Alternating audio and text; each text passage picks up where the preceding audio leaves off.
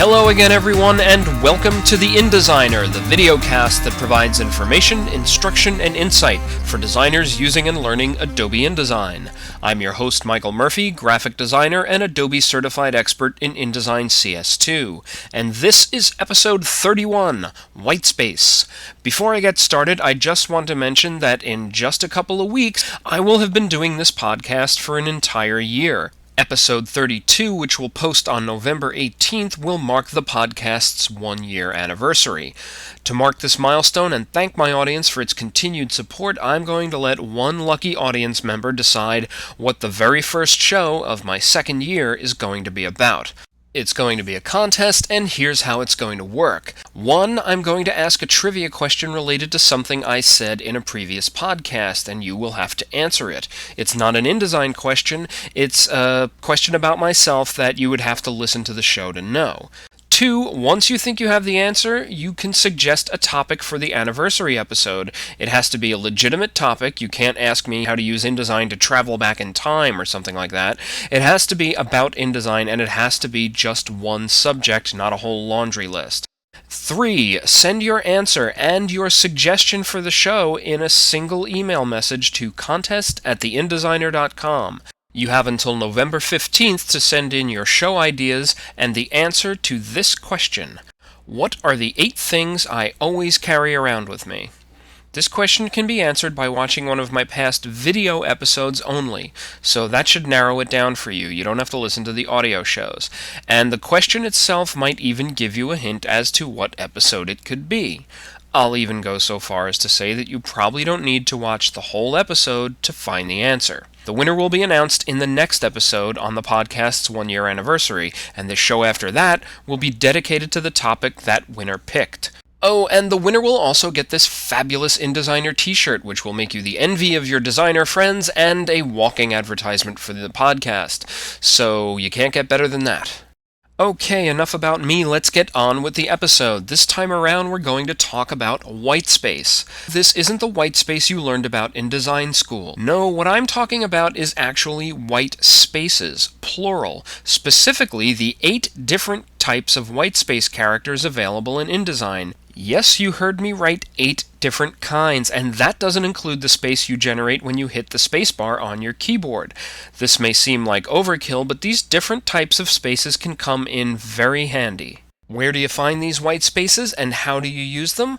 Some of them are available using keyboard shortcuts, but all of them can be accessed from the Type menu by going down to Insert Whitespace and choosing an option from the submenu, which consists of M space, N space, flush space, hair space, non-breaking space, thin space, figure space, and punctuation space. Personally, I think this list is in entirely the wrong order. There are several types of white spaces here, but they're not logically grouped. Here's what I think this menu should look like.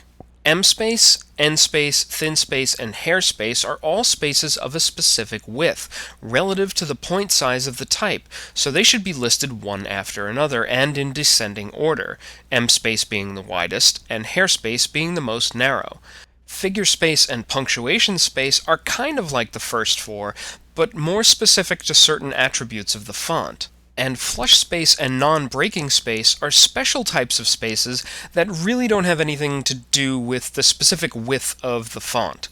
Unfortunately, this is the menu, and we're stuck with it for now, but let's go through the actual spaces in this more logical order.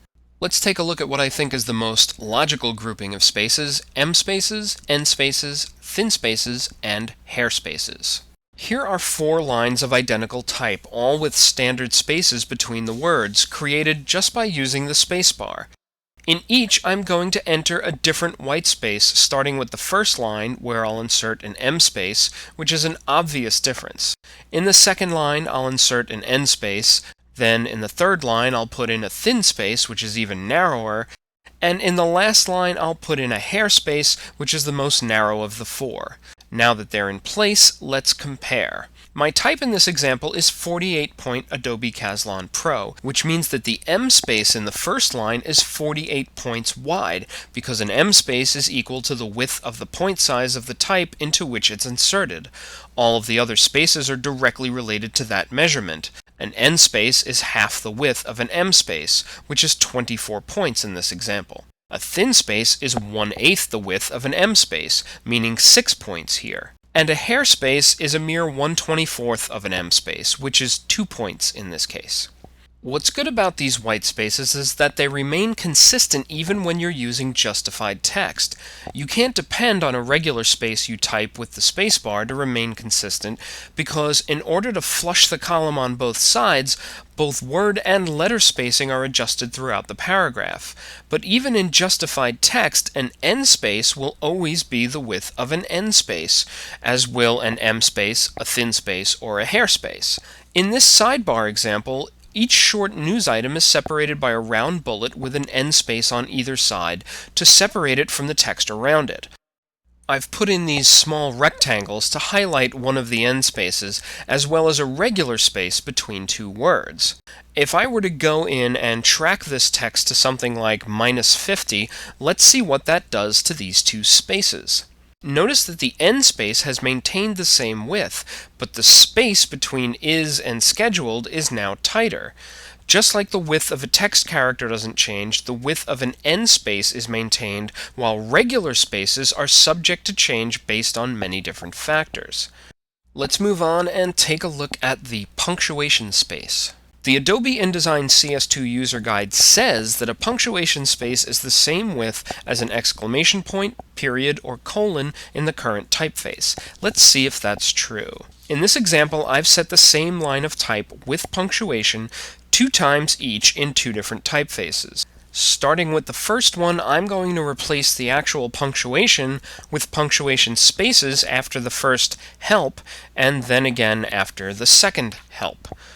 Doesn't look quite right, does it? If I view the sentences with ruler guides visible, you can see that the alignment is off in the sentence with the punctuation space, and it gets worse as you look down the line after the second punctuation space. Let's see how this other typeface fares in the same circumstances. I'll swap out the exclamation points in both help sentences with a punctuation space. This one's a little bit better, but it's still not quite right, which we can see when I zoom in here. These letters are not lining up, which means these punctuation spaces are not exactly the width of an exclamation point in either typeface.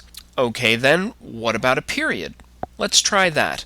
If I swap out the exclamation points for periods in both examples, it's still not exact. It's better in the top example, but actually worse in the bottom one than it was before.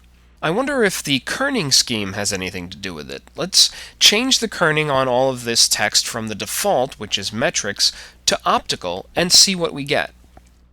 This doesn't solve the problem either. The top example is now much worse, but the bottom one has gotten a little bit better. So the jury's still out on punctuation spaces as far as I'm concerned.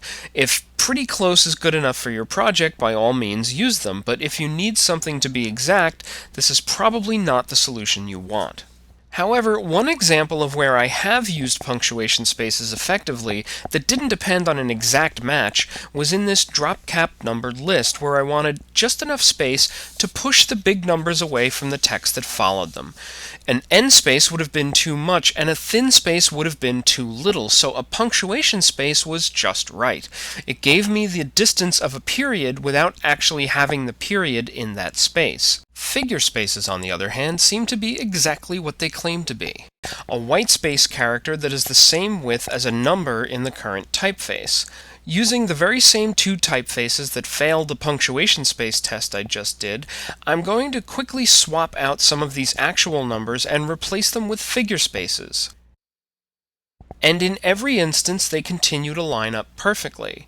Now, like most of you, I have hundreds of fonts, and I'm sure that if I had nothing but time on my hands to test them all, I could find an instance where this didn't work as well. But so far, this white space is much more reliable than the punctuation space. Now let's take a look at a different type of white space character, the non-breaking space.